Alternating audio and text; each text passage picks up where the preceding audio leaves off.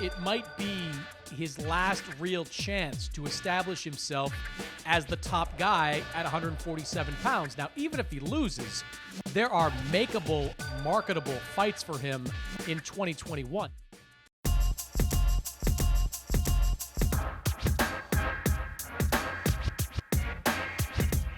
Welcome to Jabs on Dazn. Sergio Ted Cheeseman picked up a big win over Sam Eggington, the debut of Fight Camp. What did you think of the main event? I thought Cheeseman did exactly what he had to do to win the fight. He didn't engage in war early. He stood away from that. He was boxing.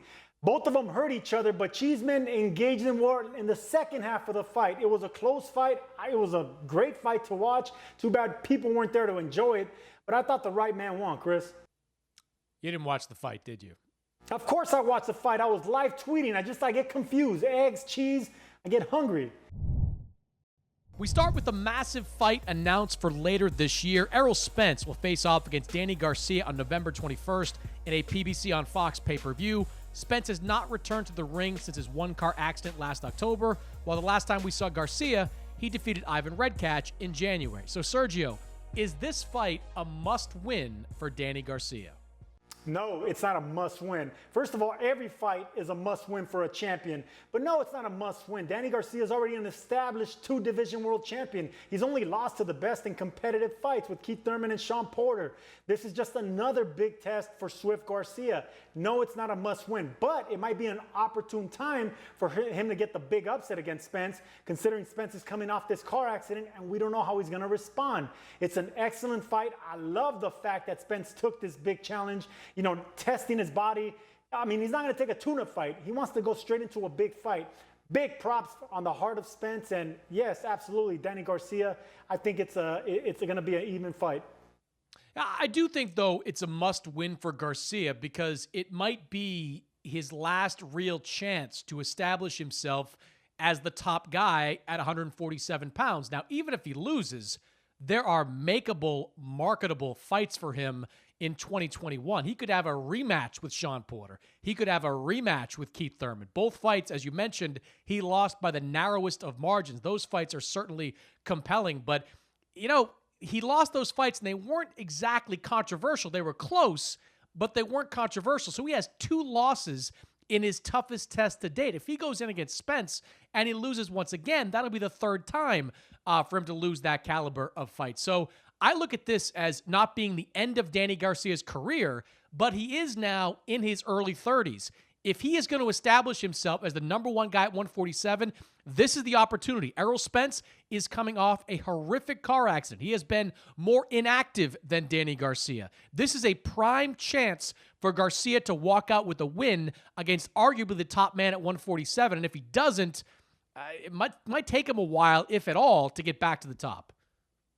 He's in his early 30s, but that's fine. He hasn't had a real beating on his body. He hasn't had that wear and tear. He hasn't gone through wars. The 2 losses are to 2 champions, and they were close decisions. So I think he still has a lot of fight left. And the thing about Danny Garcia is that he's not only doesn't take a physical beating, but he's not a real active fighter. He's a one-punch fighter, a combination puncher. So it's not like he's engaging in a lot of wars with these fighters. I think it's the right matchup, and like I said, it's the right time. We don't know how Spence is going to react. It's just the right time for Garcia, and we're going to see about Errol Spence. Moving on to a fight that looks to be in some jeopardy, Mike Coppinger of The Athletic reported that Teofimo Lopez and Top Rank are far apart on the revenue split for his bout against Vasily Lomachenko. That fight, originally slated for October, is now on the verge of collapsing. Lopez reportedly turned down an offer in excess of $1.2 million from Top Rank to take on one of the best pound-for-pound fighters in the world. Sergio, does Lopez deserve more money for the Lomachenko fight? Hey, listen, money. William Money in Unforgiven. He has a great line about deserve. Deserve's got nothing to do with it. And that's what's going on here. Teofimo Lopez said he wanted this fight. He wants Vasily Lomachenko. Now that it's there, $1.2 million is a lot of money, especially for a kid that's 23 years old. He is a world champion, but he's 15-0. On his 16th fight, he's already getting 7 figures.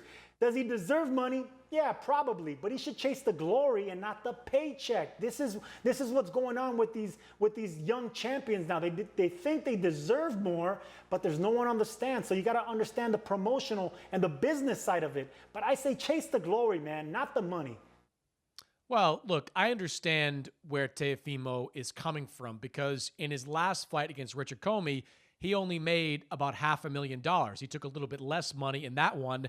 And for the biggest fight of his career, I don't think he's looking to shortchange himself at all. One possible solution to all this is to put the fight and make sure the fight is on ESPN pay-per-view and give Lopez a higher percentage of the potential upside. That'll give him at least the chance to go out there and really sell the fight and make himself some more money that way. I know that Top Rank is still trying to decide where to put this fight on, ESPN Linear, ESPN Plus, or on pay-per-view. I don't love the idea of Lopez Lomachenko on pay-per-view. I don't think it does a lot of buys or a lot of interest, especially among casual fans. But it would be an opportunity for Teofimo Lopez to make up some of that money that he's not getting in the guarantees. Other than that, you're going to have to wait. And this, Sergio, is a problem that all boxers are coming up against. If they want to be in a big fight, they may have to, roll the dice that a big pay-per-view number is going to come in because the live gate isn't there. Even though Lopez versus Lomachenko wouldn't have done $6, $7, $8 million in a live gate, it would have done at least a few million, and that's money that's not going in the pockets of Teofimo Lopez. No, I disagree right here. I don't think it should go to pay-per-view. Look at what Wilder Fury did. It didn't do the numbers they were expecting. So I just think with this fight, with Lomachenko and Teofimo Lopez, he'll do less numbers. I mean, they're smaller fighters. Lopez is on the rise. He's not really known. He's not a fighter that's going to sell a lot of pay-per-views. Lopez should do what Lomachenko did, chase greatness. Lomachenko tried to become a world champion in his second pro fight with Orlando Salido. Came up short, but look at him now, arguably the best fighter on the planet. So if Lopez wants to chase greatness, that's what he should do. Take up this fight. Even if he comes up short against the #1 fighter on the planet, you still got a lot of career left. Chase the greatness, man. Yeah, but Lomachenko was chasing greatness, and we don't know if he was making quarters on the dollar for that Salido fight. He might have been making very good money for that Salido fight. He's making significantly more than Lopez for this fight. You mentioned the Wilder versus Fury fight, and yeah, that did underperform at least the lofty expectations that Bob Arum and some people out there had for that fight. But both Wilder and Fury had massive guarantees in the neighborhood of $30 million. If this reporting is true, Teofimo only has a guarantee of $1.2 million. And that's simply not a lot for a career-defining fight. So I'm all about chasing greatness, and I'm all about this fight being on regular ESPN so it can play out in front of a mass audience. But if you're Lopez and you're going into this fight, you want to get paid your maximum dollars. And sometimes pay-per-view is the only way you can do that. There's no shame losing to the #1 fighter on the planet. You can ask Canelo Alvarez about that. His one loss is to Floyd Mayweather. No one really cares about that. He's the highest paid boxer in the world right now.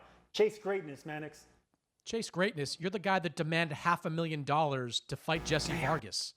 No. I thought you were going to bring Jermaine Taylor up. Yeah, you know what? I regret that. I got the opportunity in 2007 to fight Jermaine Taylor for the undisputed championship of the world. We were $150,000 away from making that fight. It never happened.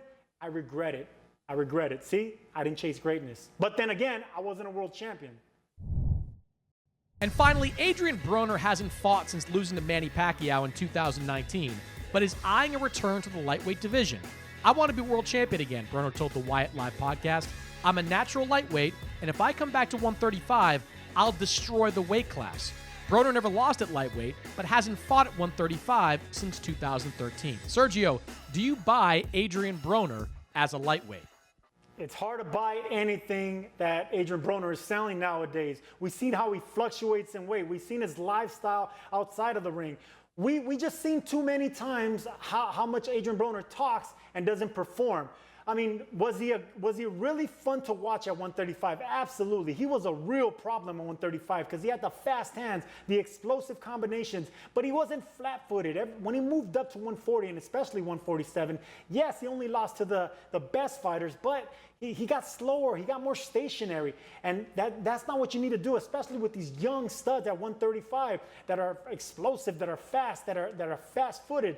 I just think a stationary, older, 31-year-old Adrian Broner will have a real problem with these youngsters. Well, I would love to see Adrian Broner back at 135 pounds because I think that's his more natural weight and, to your point, his most effective weight. He had 12 fights above 135 pounds. He only had knockouts in 2 of them. And yes, he did step up his competition when he left the 135-pound division, fought some of the best fighters out there, but it was abundantly clear that his power didn't carry up. The vast majority of his knockouts came at 135 pounds and below. So I'd be all for Adrian Broner making the jump back down to 135. I just don't believe it. And that's largely because in covering Adrian Broner, he has never taken his career seriously enough that would make me believe he can naturally get down to the lightweight division and be as effective as he once was. I mean, Sergio, you've seen him after his fights during his time off. He goes up significantly in weight. He has been noted many places before, been involved with alcohol a lot. I've seen him while drinking at events. Like, these are not signs of a fighter that is going to be able to get his act together and make 135 in a healthy way and be able to challenge one of the top guys down there. But look, I think it's a good weight class for him. I think a healthy and fresh Adrian Broner could be, to borrow his name, a problem for some of the guys at 135. I think a lot of them would love to fight him because he still has that name that they'd want a piece of. But I'm just not convinced he can make it down in a healthy way and spend more than 1, maybe 2 fights at 135 pounds. I don't think so either, but he's still marketable. He's still controversial. I mean, can you imagine an East Coast fight, say Adrian Broner, the problem, versus Tank Davis in Baltimore or in Atlanta? That fight would sell. I mean, it's going to sell, period, because Tank Davis has already proven to be a marketable fighter. But with Broner, both of them selling it, I mean, that's exactly why he wants to go down to lightweight. But can he win? Can he beat the fighters like that? Can he beat fighters like Devin Haney, Teofimo Lopez, and anyone ranked in that top 5? I just don't see it. At 31 years old, dropping weight like that when you're already accustomed to fighting at 147. And not only that, but he's 5'6". I would say at most 5'6.5". He doesn't carry that weight to 147. He's a natural 135 pounder, but he got lazy. Not only physically, but he got lazy once he started making money too. So if he can get that hunger back, which he says he's going to do it, I mean, maybe he might be something special at 135 still. I doubt it, though. I'm selling on this one, Chris. Oh, he's called out Devin Haney several times. Devin Haney has said he wants to fight him. I would love to see that fight at 135 pounds. I'm just not confident that Adrian Broner can ultimately get there.